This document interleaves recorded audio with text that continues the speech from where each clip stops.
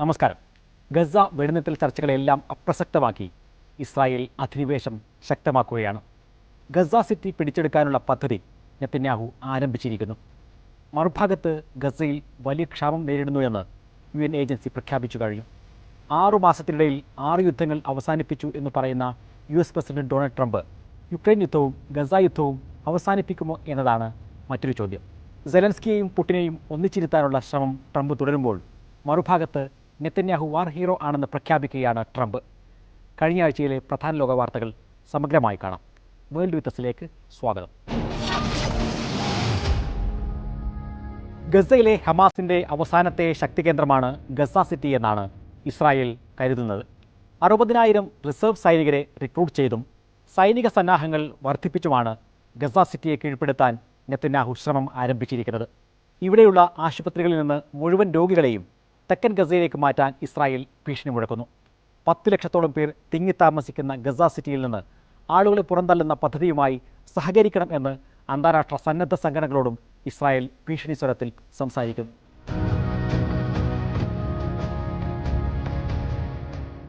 Gaza city പൂർണ്ണമായും ഭക്ഷ്യക്ഷാമത്തിൻ്റെ പിടിയിൽ ആയതായി UN ഏജൻസിയായ the integrated food security IPC പ്രഖ്യാപിച്ചിരിക്കുന്നു. ഉടൻ സഹായമെത്തിക്കുകയും വെടിനിർത്തുകയും ചെയ്തിട്ടില്ല എങ്കിൽ അടുത്ത മാസത്തോടെ തെക്കൻ മേഖലയും മുഴുപട്ടിണിയിൽ ആകുമെന്നാണ് IPC പറയുന്നത്. പട്ടിണി മൂലം നിരവധി കുട്ടികൾ മരിക്കുന്നു. ഗസയിൽ ഈ സ്ഥിതി ഉണ്ടാകുമെന്ന് നേരത്തെ തന്നെ IPC മുന്നറിയിപ്പ് നൽകിയതാണ്.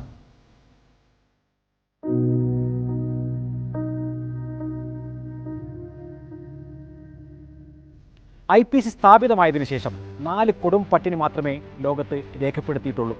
സൊമാലിയ, ദക്ഷിണ സുഡാൻ, സുഡാൻ എന്നിവയാണ് ഇതിനു മുമ്പുള്ള 3 പ്രദേശങ്ങൾ.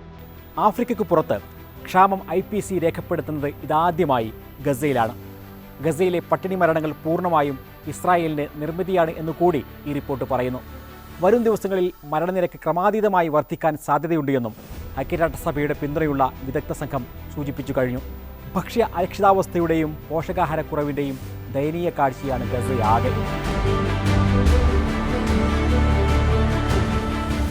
Ukraine president Vladimir Zelensky US president Donald ട്രംപുമായി കൂടിക്കാഴ്ച നടത്തി.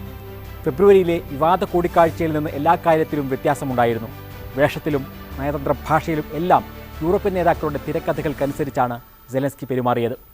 ഒരു യുദ്ധവിഷയത്തിൽ ഇത്രയേറെ യൂറോപ്യൻ നേതാക്കൾ ഒന്നിച്ച് വാഷിംഗ്ടണിലേക്ക് പറക്കുന്നതും ഇതാദ്യമായിട്ടായിരുന്നു.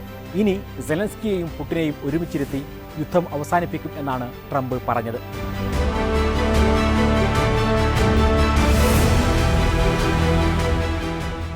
സെലൻസ്കിയെയും പുടിനെയും ഒരുമിച്ചിരുത്താൻ വേദി വരെ ട്രംപ് അന്വേഷിച്ചിരുന്നു. ഹംഗറിയുടെ തലസ്ഥാനമായ ബുഡാപെസ്റ്റ് വേദിയാക്കാൻ ആലോചിക്കുന്നു എന്ന റിപ്പോർട്ട് വന്നു. US രഹസ്യ സർവീസ് കൂടിക്കാഴ്ചയുടെ തയ്യാറെടുപ്പുകൾ തുടങ്ങുകയും ചെയ്തു. എന്നാൽ 6 മാസത്തിനിടെ 6 യുദ്ധങ്ങൾ അവസാനിപ്പിച്ചു എന്ന് പറയുന്ന ട്രംപിന് യുക്രൈൻ യുദ്ധവും ഗസ യുദ്ധവും അങ്ങനെ അവസാനിപ്പിക്കാൻ കഴിയില്ല എന്നാണ് മനസ്സിലാക്കേണ്ടത്. സമാധാനത്തിന് പുടിൻ ആഗ്രഹിക്കുന്നില്ല എന്ന് കഴിഞ്ഞ ദിവസം ട്രംപ് ഒരു TV അഭിമുഖത്തിൽ പറഞ്ഞു. സമാധാന കരാറിന് തയ്യാറായിട്ടില്ല എങ്കിൽ പുടിൻ കഠിനമായ സാഹചര്യങ്ങൾ നേരിടേണ്ടി വരുമെന്നും ട്രംപ് മുന്നറിയിപ്പ് നൽകിക്കൊണ്ടിരിക്കുകയാണ്. വേൾഡ് വിത്ത് പൂർണ്ണരൂപം കാണാം ഞായറാഴ്ച രാത്രി 9:30-നും ചൊവ്വാഴ്ച ഉച്ചയ്ക്ക് ശേഷം 3:30-നും മീഡിയ 1 TV യിൽ.